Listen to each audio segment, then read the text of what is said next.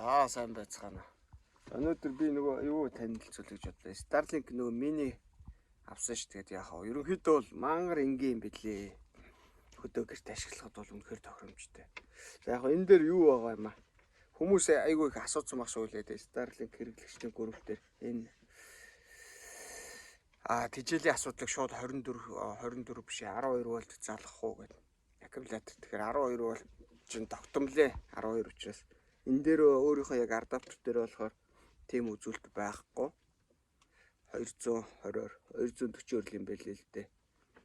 Таныг 1.6 ампер авах болно гэж тооцсон юм байлээ. Тэгээд ерөнхийдөө энэ нөгөө холбогч утас нь маш урт юм байлээ л дээ. Тэгэхээр тэрийг гүйтлээр дамжуулахын тулд ерөнхийдөө тийм сонголт ерөөсөй байхгүй юм билээ тогтмолын. Тэгээд би яг одоо яаж хийж ийнэ гэхээр ийм өсгөгчнүүд байдаг шүү дээ 300 ватттай.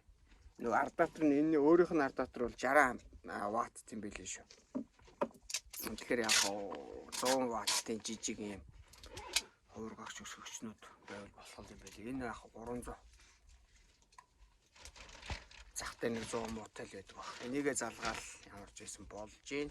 Машинд бол бүр жижигхэн байхад бараг 100 ватт байх ч юм уу 150 ч юм уу тиймэрхүү байхад болохоор юм байл шүү. Тэгээд яг төлбөрийн сонголт хийх энэ нь бол амарх юм билээ. Би яг эхлээд тэр бүртгүүлэхдээ sign up хийх юм хайгаа жоохон гайхацсан чинь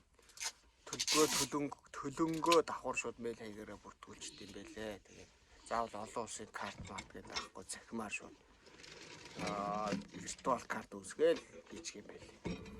За тиймэрхүү байна. За тэгээ хурдан интернеттэй болсон сайхан YouTube сувг дээр байнга бичлэг оруулж байна.